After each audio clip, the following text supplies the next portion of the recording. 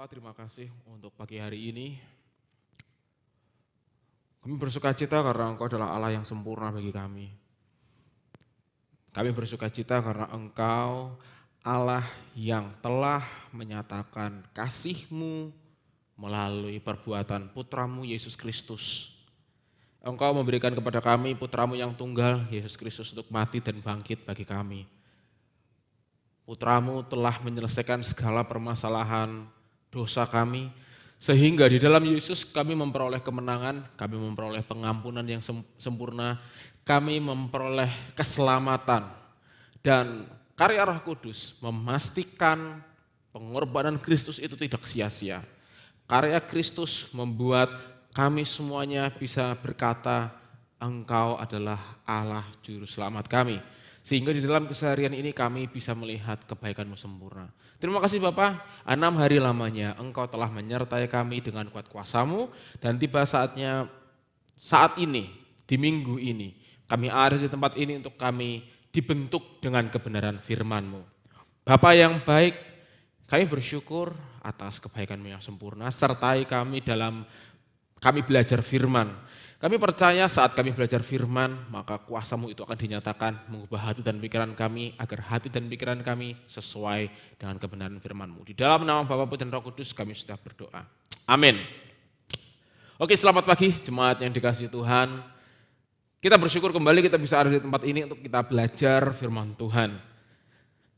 Tidak terasa saudara, kisah kasih Efesus part 17 ya. Sudah 17 seri di mana saya memulai melakukan eksplorasi kitab Efesus itu dari tahun 2023. Dan sempat terhenti di 2024, 2025 saya lanjutkan.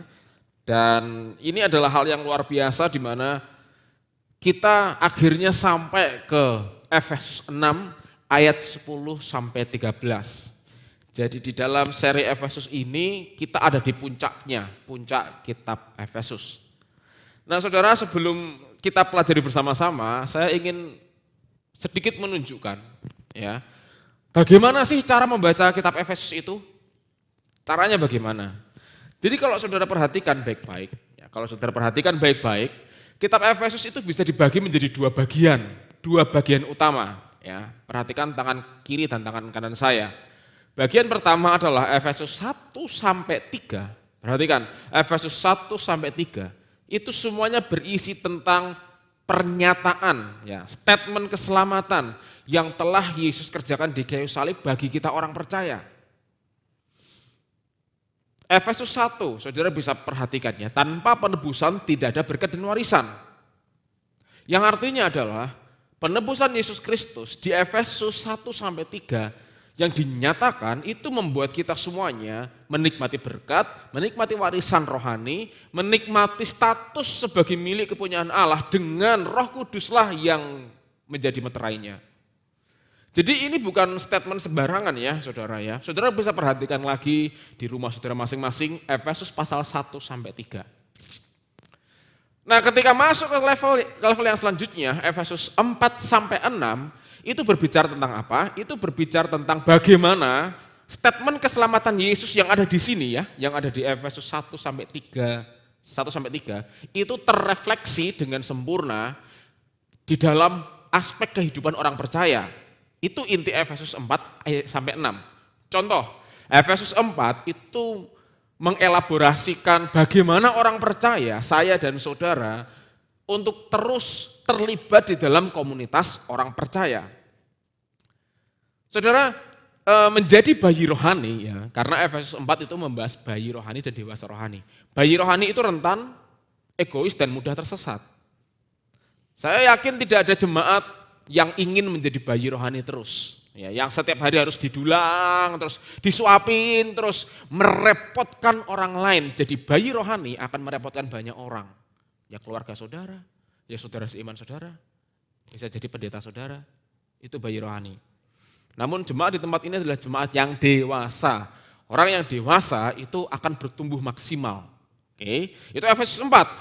Lalu lanjut lagi Efesus 5 berbicara tentang kedewasaan rohani melalui kuasa keselamatan Kristus di keluarga. Nah ya kan, Jadi suami dewasa rohani dampaknya adalah mengasihi istri. Seperti Kristus mengasihi jemaat, tetap kasih Kristuslah yang menjadi kekuatannya. Demikian juga sebaliknya, istri tunduk kepada suami itu karena kasih Kristus. Nah disitulah level kedewasaan rohani seorang istri orang percaya. Lalu lanjut lagi, bulan kemarin kita sudah membahas tentang bagaimana penebusan Kristus itu di pekerjaan. Bagaimana kita sebagai orang percaya memiliki atasan yang luar biasa yaitu Yesus itu sendiri. Saudara, penebusan Yesus Kristus semestinya membuat kita punya etos kerja yang tinggi. Betul ya? Bos saudara, pemimpin saudara di dalam perusahaan saudara itu tidak peduli saudara orang Kristen atau tidak. Bos saudara di pekerjaan saudara tidak peduli saudara mau puasa atau tidak. Enggak peduli. Yang bos saudara pedulikan adalah kamu bisa kerja atau tidak. Kan gitu kan. Kalau tidak bisa kerja ya sudah keluar saja. Nah itu di dunia kerja itu seperti itu.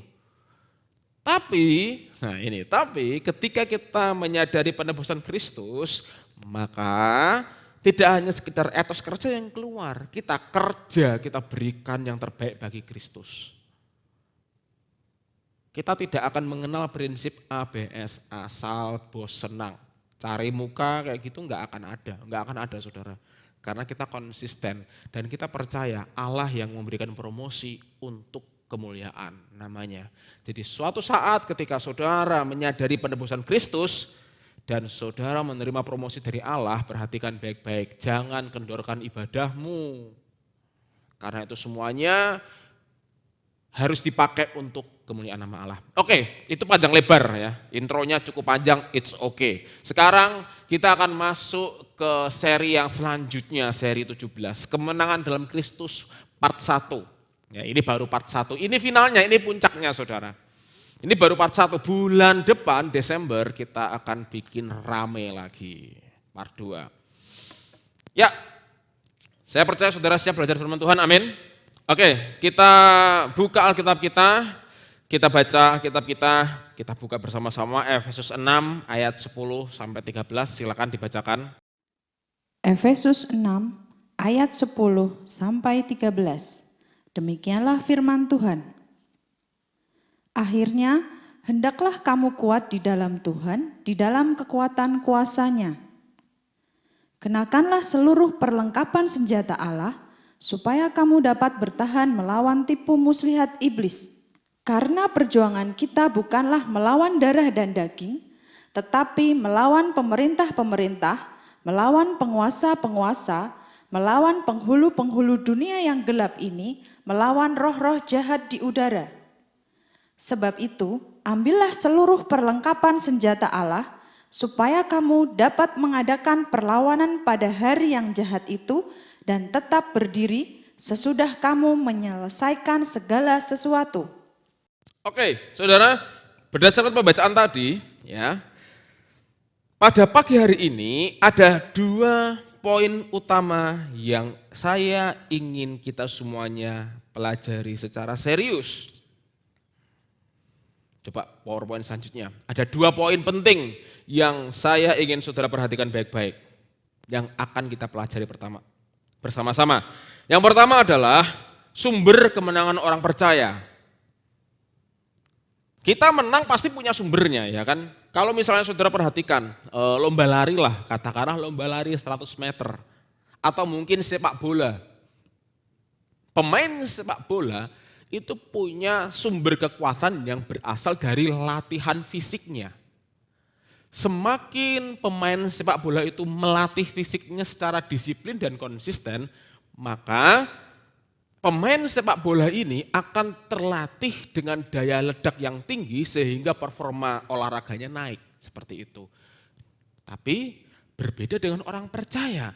Orang percaya punya sumber kemenangan tersendiri. Nah, kita akan ulik nanti. Itu poin pertama. Poin kedua, ada realitas pertempuran rohani. Apa yang dimaksud realitas pertempuran rohani ini?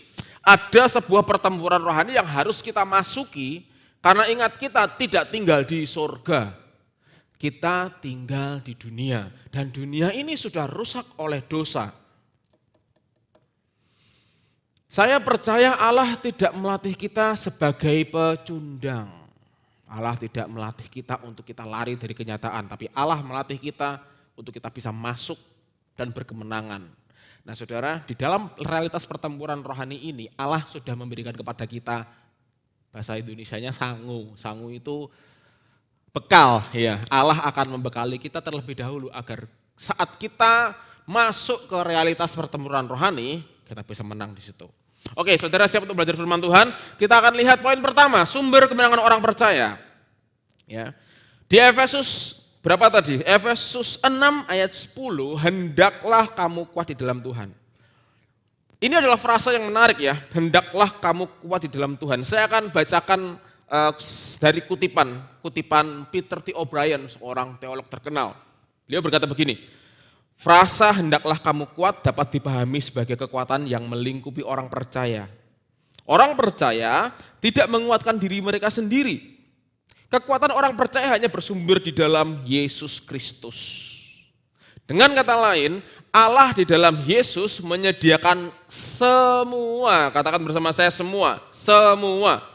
Jadi semua keperluan rohani yang dibutuhkan oleh orang percaya untuk dapat menang dalam peperangan rohani.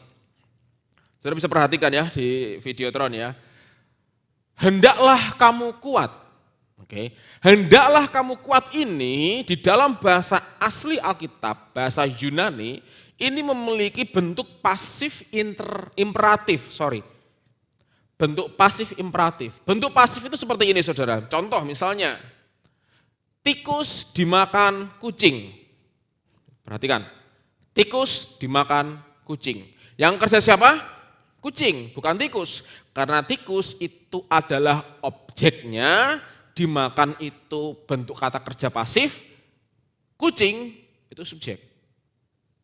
Nah sama halnya, Efesus 6 ayat 10, hendaklah kamu kuat. Ini berbicara tentang bagaimana orang percaya semestinya menjalani kehidupan. Kita tidak bisa menguatkan diri kita sendiri. Perhatikan baik-baik. Kita tidak bisa menguatkan diri kita sendiri. Saudara pikir saudara bisa menguatkan diri saudara dengan membangkitkan tekadmu sedemikian rupa? Saudara berpikir bisa saudara membangkitkan kekuatan saudara dengan saya akan membangun hidup saya dengan begini, disiplin rohani begini, disiplin rohani begitu. Pada kenyataannya kalau kita mau jujur, sudah berapa sering kita berkomitmen untuk kuat di hadapan Allah yang ujung-ujungnya gagal lagi. Saudara, Alkitab tidak pernah meminta kita untuk kita kuat dengan kekuatan kita sendiri. Alkitab tidak pernah minta itu. Efesus 6 ayat 10 itu berkata, hendaklah kamu kuat. Yang artinya, perhatikan, subjek orang percaya tidak menghasilkan kekuatan, melainkan menerima kekuatan dari sumber eksternal, yaitu Yesus Kristus itu sendiri.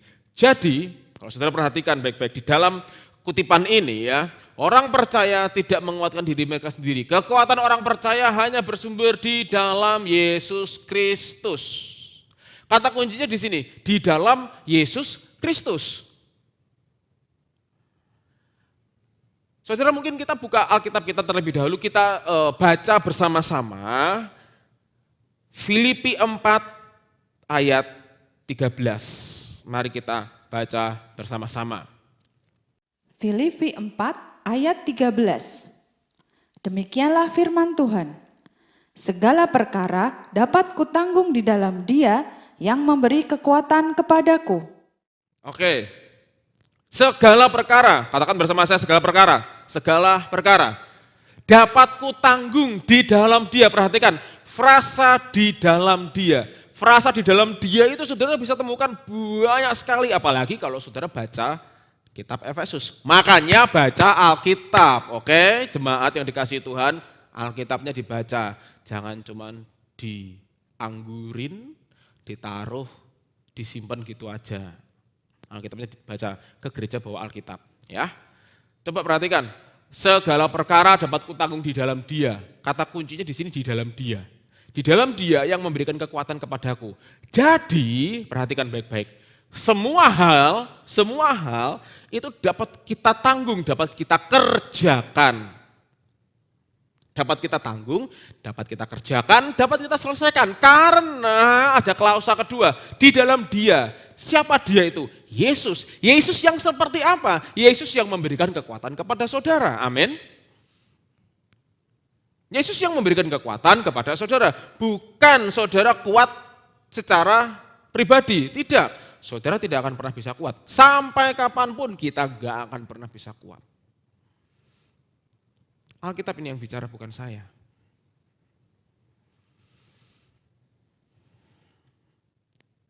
Jadi kalau kita lihat kembali ke PowerPoint slide sebelumnya, tolong. Ya, Efesus 6 ayat 10, hendaklah kamu kuat. Hendaklah kamu kuat. Yang artinya adalah kita hanya bisa kuat kalau kita sadar Yesuslah sumber kekuatan kita. Nah saudara, perhatikan baik-baik.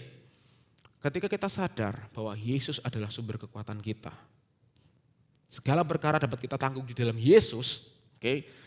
Lalu Roh Kudus punya peran penting. Roh Kudus akan menghidupkan firman sehingga saat firman itu hidup, ada keteguhan untuk menghadapi kuasa-kuasa kegelapan.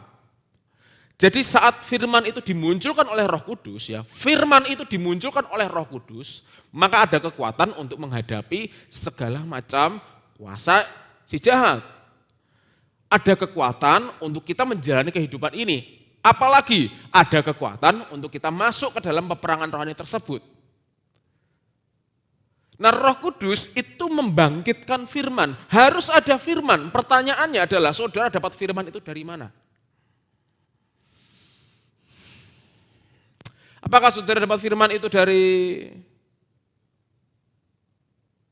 saudara datang ke pasar?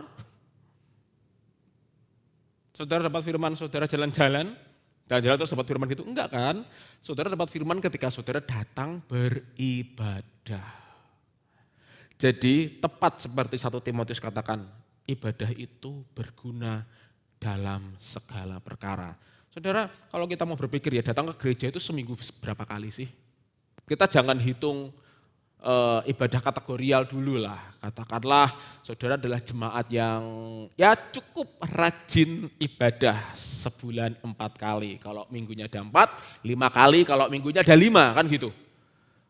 Nah ketika saudara datang ibadah, apakah kita benar-benar mendengarkan firman? Atau sibuk sana sibuk sini dengan gadget kita? Saudara, mendengarkan firman itu penting, sangat amat penting sekali karena firman Tuhan pun juga berkata iman muncul dari pendengaran, ya. Iman itu muncul dari pendengaran, apa yang kita dengar. Iblis tidak ingin kita itu mendengarkan firman. Iblis akan berusaha sedemikian rupa, perhatikan. Iblis akan berusaha sedemikian rupa untuk merasionalisasikan firman. Saudara mau tahu contoh merasionalisasikan firman? Contohnya begini.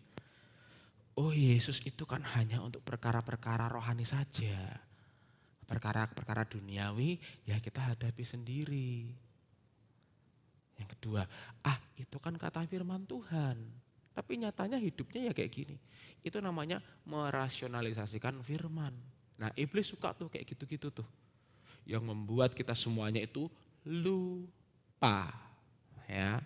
Lupa apa? Lupa sumber kekuatan kita.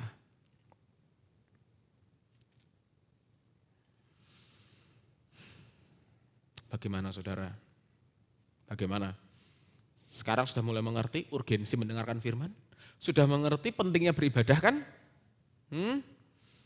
Ibadah itu bukan sembarangan. Gereja ini, ya, Allah desain sedemikian rupa dengan berbagai macam teknologi yang Tuhan lengkapi. Contoh misalnya di gereja ini ada Instagram, ada daily devotion yang di-share di baik channel WA atau aplikasi. Ada YouTube, jangan lupa subscribe sama share khotbah ini kalau memberkati saudara. Oke, ada banyak hal yang gereja ini perjuangkan agar saya dan saudara, kita semuanya jemaat, itu mendengarkan firman. Karena iman itu muncul dari mendengarkan firman. Pesan saya, kurangilah mendengarkan konten-konten dalam tanda kutip rohani yang tidak mengekspos Yesus, tetapi mengekspos yang lain. Kurangi, ya ini yang ngomong saya. Saya seorang akademisi, jurnal akademi saya banyak, ngajar di 2 STT, kurangi. Percayalah kata-kata saya bisa dipertanggungjawabkan secara akademik. Oke, tujuannya apa? Ini bentuk pastoral untuk membentengi saudara dari informasi-informasi yang keliru. Kembali ke sini, hendaklah kamu kuat. Allah ingin kita mengerti bahwa kekuatan kita hanya ada di dalam Yesus, tidak ada yang lain. Jadi cara kita untuk masuk ke dalam peperangan rohani, ini baru cara masuk loh ya. Cara kita masuk ke dalam peperangan rohani adalah mengerti sumber kemenangan kita. Siapa sumber kemenangan kita? Yesus. Yuk, ikuti kata saya ya. Yesus sumber kemenanganku. Jadi saudara, perhatikan, Yesus sumber kemenangan saudara. Saudara harus ingat ini terus setiap hari. Jangan pernah berpikir, saya manusia berdosa. Enggak, saudara adalah umat tebusan Allah. Umat tebusan Allah, dosamu sudah diampuni di dalam Yesus. Jadi poin yang bisa kita pelajari saat ini adalah kekuatan, kuasa untuk kita masuk ke dalam realitas pertempuran rohani ada di dalam Yesus. Oke, jadi hendaklah kamu kuat itu bukan seruan moralistik ya. Mari kita menguatkan diri kita dengan doa, no. Saudara kuat di dalam Yesus dulu baru berdoa, jangan kebalik, perhatikan. Jemaat, jangan berpikir oke, saya akan menguatkan, nah ini menarik ini. Saya akan menguatkan diri saya dengan dinamika roh dulu, kebalik. Sadar Yesus dulu, baru berdoa. Jangan berdoa, baru sadar Yesus, itu kebalik. Ya saudara ya. Saudara nggak akan mungkin kuat. Kalau saudara sadar, saudara diperkuat di dalam Yesus. Selanjutnya, then do what you have to do. You pray, you speak in tongue, anything. Di situ kuasa Allah mengalir. Ya, jadi poin pertama, sumber kemenangan orang percaya ada di dalam Yesus. Nah saudara, Paulus berdoa bagi jemaat di Efesus dan saya yakin Paulus juga berdoa bagi kita semuanya. Mari kita buka bersama-sama Efesus 3 ayat 16. Efesus 3 ayat 16.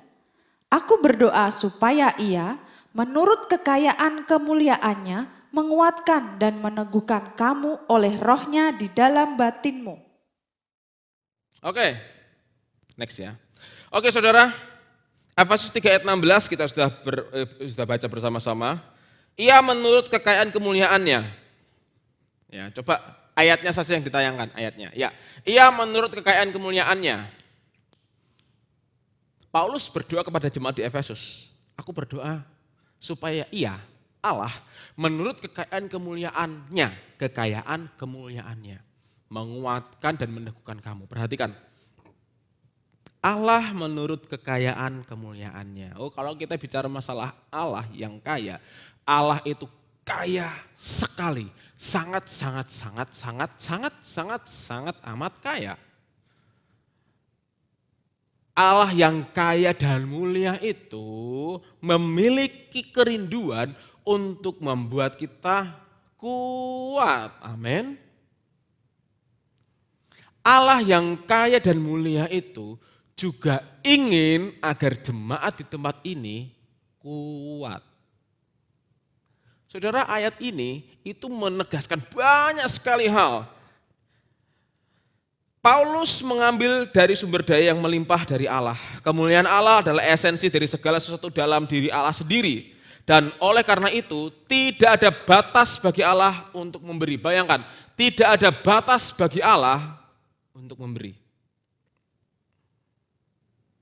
Paulus mengingatkan setiap orang percaya, Paulus mengingatkan jemaat GBI Roh Kudus bahwa Allah memberi dari kekayaannya yang mulia. Oke, saudara, ini kita terima dengan sukacita. Allah memberi dari kekayaannya yang mulia. Memberi apa? Memberi kekuatan, memberi apapun yang dibutuhkan bagi orang percaya untuk dapat hidup di dalam panggilan keselamatan. Itu semuanya inisiatif Allah sendiri.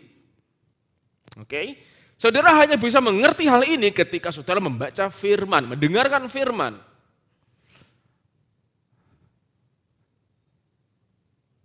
Sebagai orang percaya, berhentilah mengandalkan diri sendiri. Kita tidak hidup dari keberadaan diri sendiri. Kita tidak hidup mengandalkan diri kita sendiri. Tidak akan bisa, tidak akan mampu. Kita manusia terbatas. Saudara tidak bisa berada di dua tempat yang sama dalam waktu bersamaan. Itu artinya saudara terbatas ruang dan waktu. Tapi Allah tidak terbatas ruang dan waktu. Allah yang tidak terbatas ingin menguatkan saudara menurut kekayaannya. Oh, kita hidup sebagai umat yang telah menerima warisan covenant ya. Kita ini saudara, saya dan saudara ini telah menerima. Kata kuncinya telah ya. Ayatnya di mana? Efesus 1 ayat 14. Mari kita buka bersama-sama saudara. Bacakan Efesus 1 ayat 14. Efesus 1 ayat 14. Dan Roh Kudus itu adalah jaminan bagian kita sampai kita memperoleh seluruhnya, yaitu penebusan yang menjadikan kita milik Allah untuk memuji kemuliaannya. Oke, saudara perhatikan ayatnya. Dan Roh Kudus itu adalah jaminan bagi kita. Roh Kudus adalah pribadi ketiga Allah Tritunggal. Ya. Yang artinya Allah menjamin kita secara sempurna agar kita memperoleh seluruhnya, yaitu penebusan yang menjadikan kita milik Allah. Saat ini kita dijamin sepenuhnya oleh Allah. Saudara nggak bisa menjamin diri saudara sendiri, boro-boro. Hidup aja susah. Makan aja susah, gimana jamin diri sendiri kan? Tetapi pagi hari ini, sadarlah bahwa Allah adalah jaminan hidup kita semuanya. Allah jaminan hidup yang tidak pernah berdusta, saudara. Karena kenapa? Karena jaminan ini, perhatikan baik-baik, jaminan ini melekat di diri Allah secara langsung.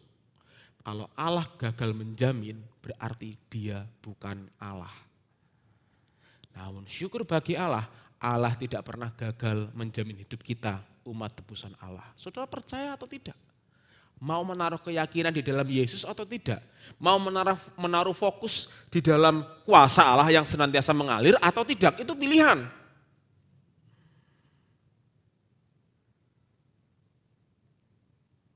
Saudara tidak bisa begini ya, oke, hal-hal yang ini saya serahkan kepada Tuhan, hal-hal yang ini saya lakukan secara pribadi. Nggak bisa seperti itu. Tidak bisa berada di dua perahu. Yang harus saudara lakukan adalah fokus kepada Kristus. Fokus kepada Kristus. Fokus kepada siapa saudara? Kepada Yesus. Nah kalau saudara perhatikan ayatnya, ya, yaitu penebusan yang menjadikan kita milik Allah. Perhatikan baik-baik. Menjadi milik Allah ini adalah sebuah hak istimewa.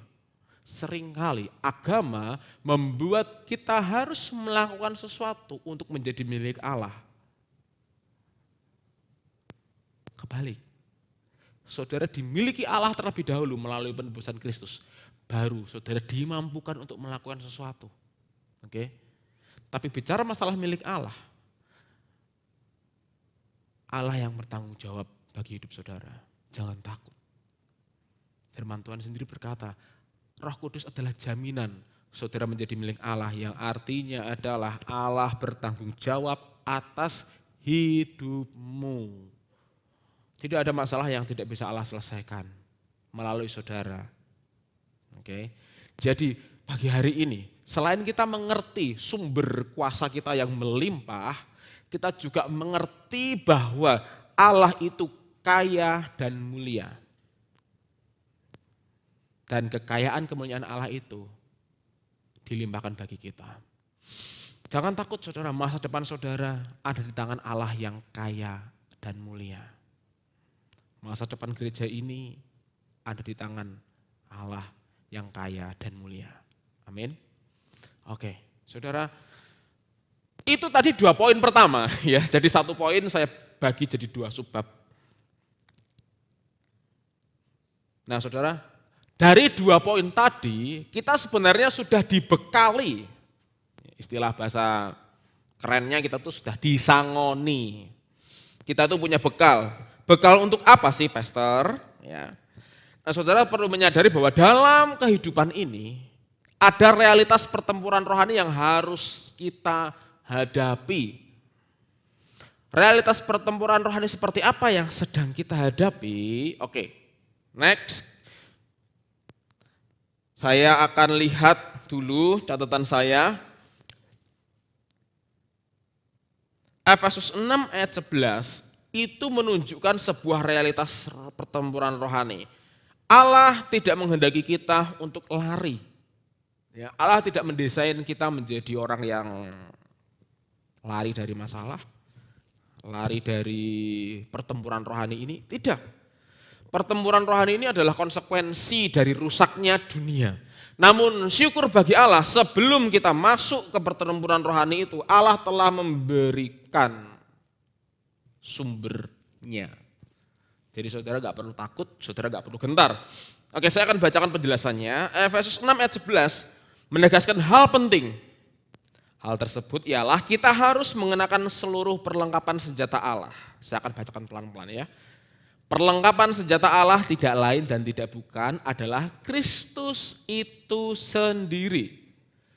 Seluruh perlindungan Allah adalah Kristus itu sendiri. Dialah yang diminta untuk kita kenakan.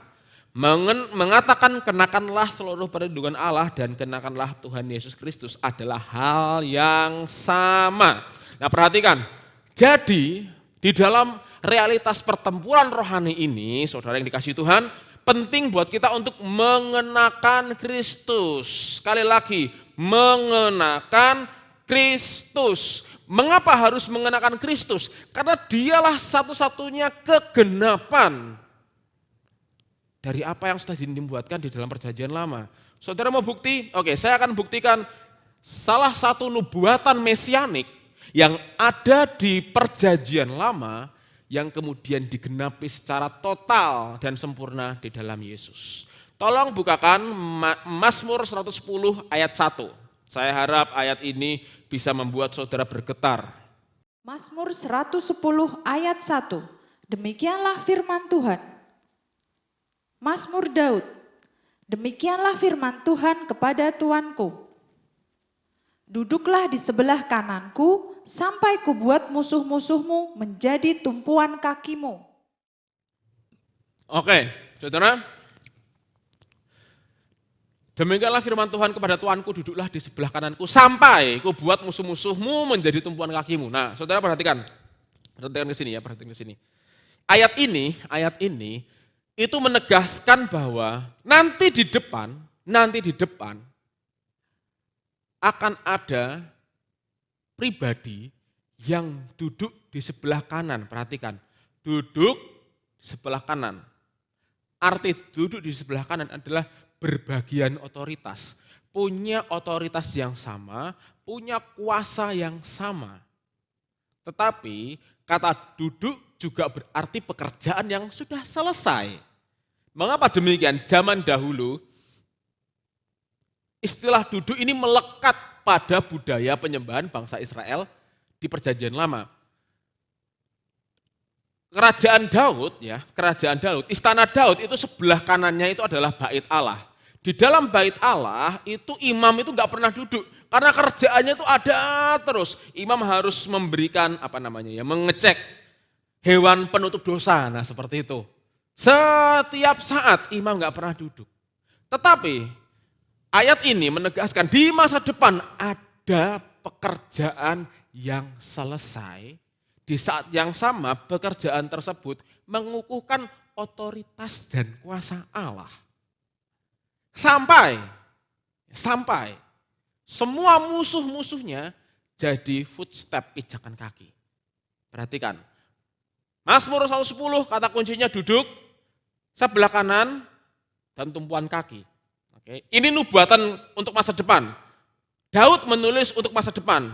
Pertanyaannya adalah, apakah ayat ini sudah digenapi? Jawabannya sudah secara total dan definitif. Ayatnya di mana?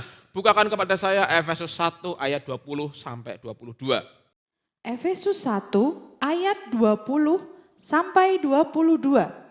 Demikianlah firman Tuhan yang dikerjakannya di dalam Kristus dengan membangkitkan dia dari antara orang mati dan mendudukan dia di sebelah kanannya di sorga. Jauh lebih tinggi dari segala pemerintah dan penguasa dan kekuasaan dan kerajaan dan tiap-tiap nama yang dapat disebut bukan hanya di dunia ini saja, melainkan juga di dunia yang akan datang. Dan segala sesuatu telah diletakkannya di bawah kaki Kristus dan dia telah diberikannya kepada jemaat sebagai kepala dari segala yang ada. Oke, saudara bisa lihat ya. Efesus 1 ayat 20 sampai 22. Oke. Mendudukkan dia di sebelah kanan. Jauh lebih tinggi dari segala pemerintah, segala macam. Ayat 22. Dan segala sesuatu telah diletakkannya di bawah kaki. Oke, perhatikan baik-baik.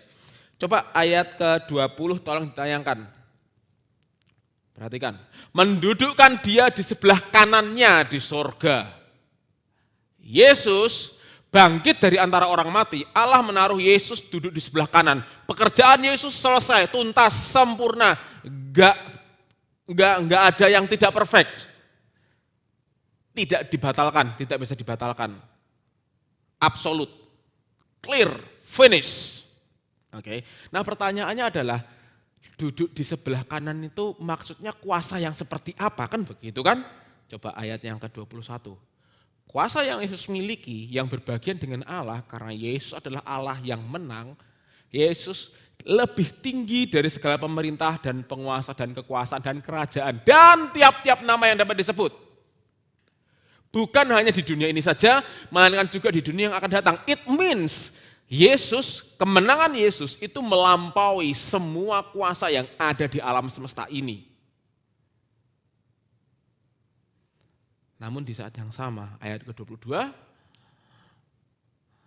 segala sesuatu telah diletakkan di bawah kaki Kristus dan dia telah diberikannya kepada jemaat sebagai kepala yang ada. Oke, sekarang lihat. Mazmur 110. Duduk sebelah kanan, tumpuan kaki. Efesus 1 ayat 20.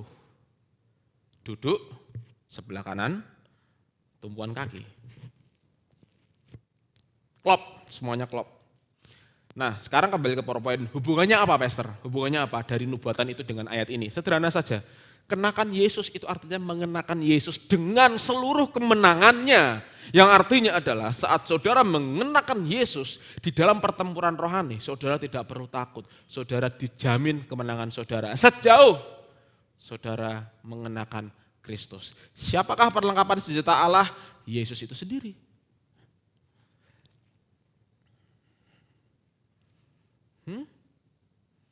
Bukan yang lain. Yesus itu sendiri. Dalam kehidupan ini genggam Yesus, genggam terus Yesus. Fokus kepada apa yang sudah Yesus lakukan. Saudara, kita itu punya hidup yang dipertukarkan ya. Arti hidup yang dipertukarkan adalah hidup kita yang rusak ditanggung Yesus di kayu salib. Hidup Yesus yang sempurna diberikan kepada kita secara cuma-cuma. Itu hidup yang dipertukarkan. Yang artinya saat kita mengenakan Kristus, kita memakai, kita pakai baju kemuliaannya. Kita bukan pakai bajunya kita yang rusak itu, enggak. Kita pakai Yesus, Yesus yang merangkul kita, Yesus yang bersama dengan kita, Yesus yang sudah menang di atas segala-galanya, itu ada bersama dengan kita. Supaya apa? Apa sih yang kita hadapi di dalam peperangan rohani ini? Yuk next yuk. Nah saudara, Efesus 6 ayat 12 menegaskan bahwa peperangan kita adalah peperangan melawan kuasa jahat. Kuasa jahat itu berbicara tentang bagaimana iblis dengan tipu dayanya dapat memakai banyak hal di dunia ini seperti struktur sosial, gaya hidup, ekonomi, hukum, dan sebagainya untuk membawa manusia mengalami ketakutan dan keterpisahan dengan Allah. Perhatikan baik-baik. Iblis ingin sekali saudara itu lupa kalau saudara itu dikasih Allah. Ya. Saudara, mari kita lihat cara kerja iblis. Di Taman Eden, Allah menciptakan Adam dan Hawa serupa dan segambar dengan diri Allah. Perfect, sempurna. Namun di suatu sore, iblis datang kepada Hawa dan berkata demikian, kalau kamu makan buah dari pohon ini, kamu akan menjadi seperti Allah. Iblis tahu apa yang Allah katakan kepada Adam dan Hawa, tapi iblis mencoba agar, perhatikan, Hawa dan Adam mencurigai Allah. That's it. Iblis ingin saudara berpikir bahwa Allah ternyata tidak baik ya. Kalau Allah itu sayang sama saya, kenapa saya seperti ini? Kalau Allah itu sayang sama saya, kenapa saya itu berkekurangan? Kalau Allah itu sayang sama saya, kenapa saya itu sakit-sakitan? Saudara, bukankah tubuh Yesus diberikan untuk menanggung sakit penyakit kita? Jangan-jangan kita bicara, kenapa kalau Allah sayang sama saya, kenapa saya sakit terus? Padahal setiap hari saudara makan babi, kambing terus. Yang salah siapa? Bukan Tuhan, gaya hidupmu. Betul? Katanya Allah sayang sama saya, kok saya sesek? Ya iyalah, kebanyakan ngerokok. Salah siapa? Salah saudara. Tapi kalau kita mau jujur, bebas dari kebiasaan seperti itu susah kan, betul kan? Nah disitulah letak anugerah bekerja. Mengerti saudara? Mengerti?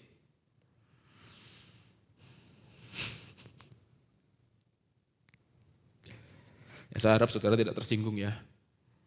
Iblis itu selalu seperti itu. Kenapa hidup saya kekurangan? Saya itu gak bisa nabung, lah kamu boros kok.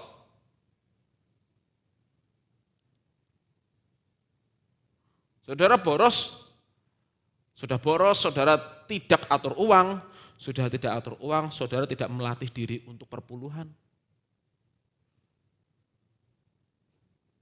Gimana gak kurang? Saudara begini, kasih Allah itu tercermin dari kematian dan kebangkitan Kristus. Saat kita berfokus kepada kematian dan kebangkitan Kristus, percayalah, dengerin baik-baik, saat kita berfokus kepada kematian dan kebangkitan Kristus, Roh Kudus akan membenahi cara berpikir kita yang kurang tepat. Supaya ketika iblis melempar masalah, kita itu tahu cara menghadapinya. Mengerti saudara? Jangan pernah berpikir saya kekurangan, no. Di dalam Yesus, perhatikan, di dalam Yesus saya berlimpah. Dan hikmat Kristus membuat saya bisa mengelola kelimpahan itu. Jangan pernah berpikir Tuhan kasih saya penyakit. Tuhan gak pernah kasih saudara penyakit. Bilur-bilur Kristus sudah menyembuhkanmu. Kalau misalnya memang nih ya, let's say for the sake of argument, Allah memberikan kita penyakit, berarti Allah bertentangan dengan karya Kristus. Ya, Allah tidak pernah bertentangan. Namun ketika saudara sehat, minta hikmat untuk mengatur kesehatan. That's called wisdom.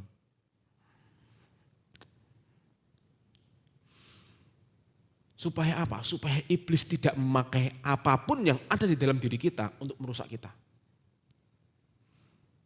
Iblis juga ingin kok membuat kita tuh lupa, terpisah dari Allah. Dengan cara apa? Dengan cara iblis mulai mengaburkan pandangan saudara dari yang awalnya firman kepada realita kehidupan.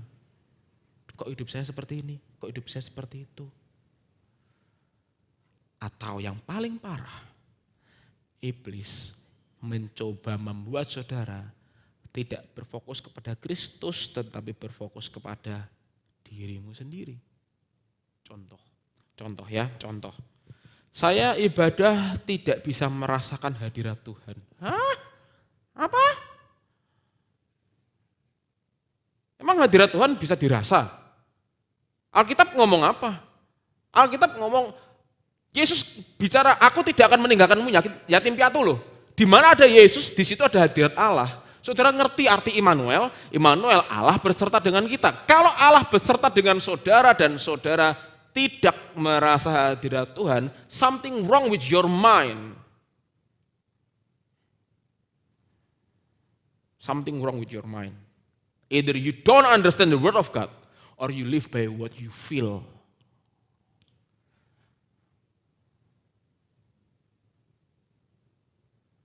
Kita orang percaya, mari kita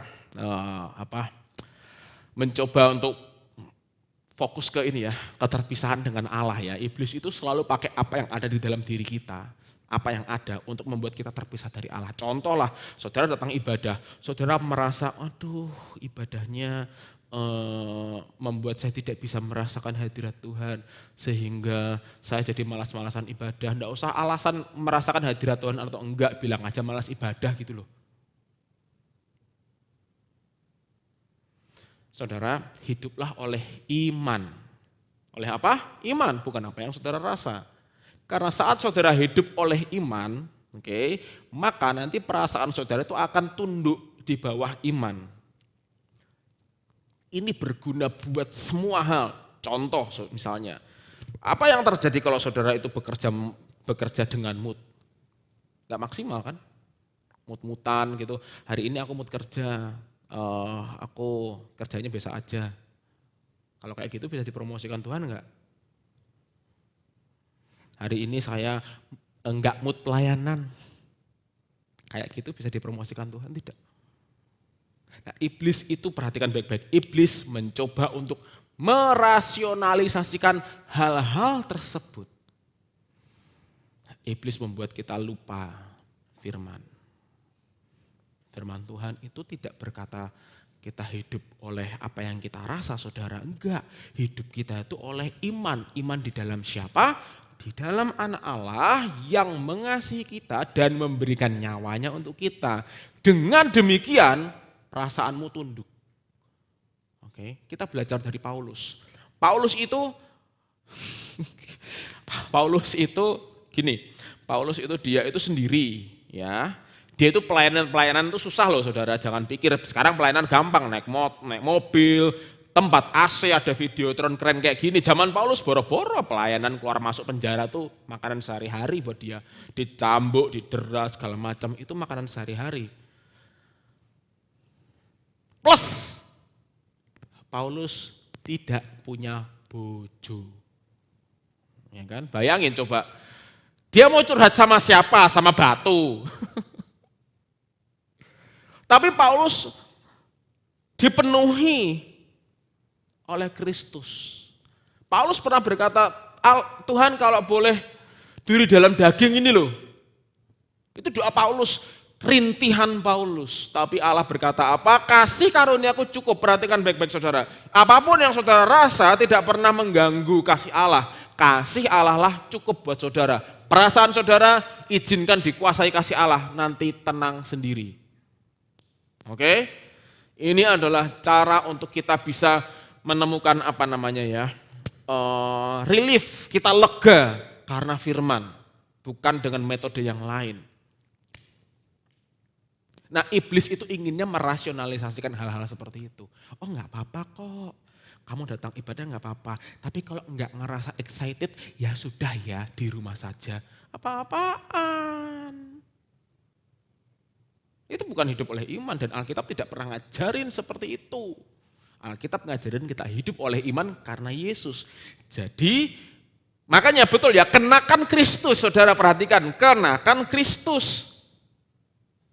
Ketika saudara mengenakan Kristus, ketika kita mengenakan Kristus, kuasa iblis itu otomatis dikalahkan. Kita tahu jelas persis iblis itu ingin drag our attention from his love. Yesus, contoh Yesus. Ketika Yesus ini dibaptis, ketika Yesus dibaptis nih, Yesus muncul untuk dibaptis oleh Yohanes Pembaptis. Saat Yesus keluar dari air, maka terbelahlah langit, ada suara, inilah anakku yang kukasihi, kepadanya aku berkenan, kan begitu. Namun kalau sudah perhatikan ayat selanjutnya, Yesus dibawa ke padang gurun, iblis mencobai Yesus di padang gurun sambil berbunyi apa? Kalau kamu anak Allah, perhatikan. Allah berkata, inilah anakku yang kukasihi, inilah anakku yang kukasihi, kepadanya aku berkenan. Iblis berkata kepada Yesus, kalau kamu anak Allah. Saudara bisa melihat polanya. Polanya adalah iblis nge-twist apa yang Bapa katakan kepada Yesus. Iblis ingin Yesus lupa kalau dia itu dikasihi. Iblis ingin saudara lupa kalau saudara itu dikasihi. Saat ini saya ingatkan saudara, saudara itu dikasihi. Buktinya apa? Yesus sudah mati dan bangkit buat kita. Kurang apa lagi saudara? Kurang apa lagi? Dari situ, hanya dari kematian dan kebangkitan Kristuslah kita bisa menang. Pilihan ada di tangan kita. Kita mau fokus yang mana? Kenakanlah Kristus. Amin. Kenakanlah Kristus. Nah saudara, kalau kita bicara masalah kuasa jahat, kuasa jahat itu banyak sekali ya. Dalam gaya hidup dia itu menjelma menjadi hedonisme, menjelma menjadi egosentris. Kuasa jahat itu mendragging kita agar kita melakukan apa yang namanya doom scrolling. Kita doom scrolling, kita scrolling handphone terus gak kelar-kelar. Tetapi ketika kita mengenakan Yesus, kita dibebaskan. Nah, mengenakan Kristus menjadi penting untuk menghadapi peperangan rohani. Mengapa demikian? Yuk, PowerPoint selanjutnya. Satu poin terakhir, setelah itu nanti kita akan masuk ke kesimpulan. Mengapa penting bagi kita untuk mengenakan Kristus? Karena orang-orang percaya hidup di zaman jahat ini dan menghadapi serangan-serangan yang kuat, strategis dan beragam dari roh-roh jahat yang pada titik-titik kritis sepanjang hidup mereka. Mereka perlu sepenuhnya bergantung pada kuasa Allah. Perlawanan yang berhasil adalah perlawanan yang memanfaatkan sumber daya yang Allah sediakan. Jadi saudara, iblis itu selalu berperang melawan saudara. Berperang melalui kecemasan, keraguan, tuduhan, rasa bersalah, konflik rumah tangga, suami istri, konflik ayah dan anak, hubungan antar anggota gereja. Nah itu iblis suka bermain-main di situ tuh. Ya. Namun saat saudara mengenakan Yesus, sekali lagi mengenakan Kristus, kita bisa melawan godaan iblis. Nah, melawan dengan mengenakan Kristus berarti kita mengadopsi pola pikir Kristus. Kita diselamatkan hanya karena anugerah. Kita bergantung kepada Kristus secara sempurna.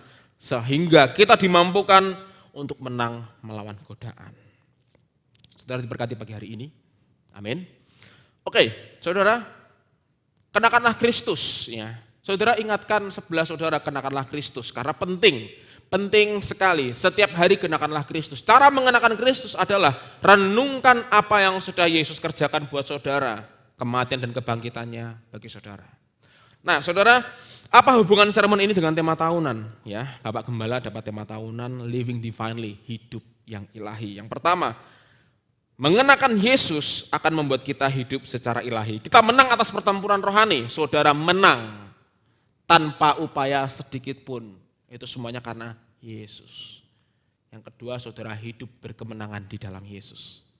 Saudara rindukah untuk hidup berkemenangan? Ingat loh ya, saudara sudah menang sebelum memasuki pertempuran. Saudara menang saat memasuki pertempuran dan saudara keluar sebagai pemenang karena Kristus, penebusan Kristus. Set pikiran saudara, set your eyes to Jesus, fokus on Jesus. Dia Allah yang sudah mengorbankan dirinya bagi kita. Kesimpulannya adalah, peperangan rohani adalah sebuah kenyataan yang harus kita hadapi. Kita tidak bisa lari dari peperangan rohani ini. Tapi kuncinya adalah kenakanlah Yesus Kristus karena dialah satu-satunya senjata rohani yang membuat kita berkemenangan. Hari ini kenakan Kristus. Besok kenakan Kristus. Lusa kenakan Kristus. Kenakan Kristus terus menerus. Taruh iman di dalam Yesus. Lihat kuasanya bekerja, maka saudara akan menikmati kehidupan yang ajaib. Saya berdoa di dalam nama Tuhan Yesus agar firman ini berkuasa membentuk pikiranmu, firman ini berkuasa mencetak hatimu untuk terus-menerus diarahkan hanya kepada salib Kristus saja. Dan saudara akan mengerti bahwa saudara ini berlimpah di dalam kekayaan kemuliaan Allah, sehingga saudara menang melewati peperangan rohani. Amin untuk firman Tuhan. Mari kita berdoa. Bapak yang baik, terima kasih untuk pagi hari ini. Kami bersyukur anugerah-Mu sempurna bagi kami. Kami berbahagia karena kami limpah di dalam Yesus. Yesus Kristuslah Tuhan dan Juru Selamat kami yang sudah menang atas kami, menang bagi kami. Yesus menanggung semua dosa dan kesalahan kami. Yesus memberikan kuasanya bagi kami. Sehingga dalam peperangan rohani kami dimenangkan. Oleh karena itu Bapak, hamba berdoa untuk jemaat-Mu yang hadir di pagi hari ini, yang ada di tempatnya masing-masing. Roh Kudus biarlah melalui firman ini berkuasa membentuk cara berpikir siapapun yang mendengarkan, agar mereka mulai berfokus kepada Kristus, sehingga hidup yang berkemenangan itu akan berlimpah. Hidup yang berkemenangan itu akan nyata, tujuannya untuk memuliakan kasih karunia-Mu. Terima kasih Bapak yang baik, anugerah-Mu sempurna bagi kami.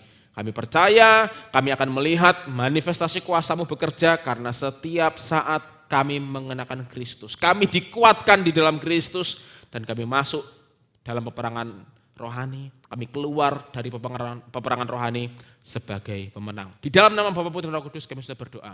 Amin.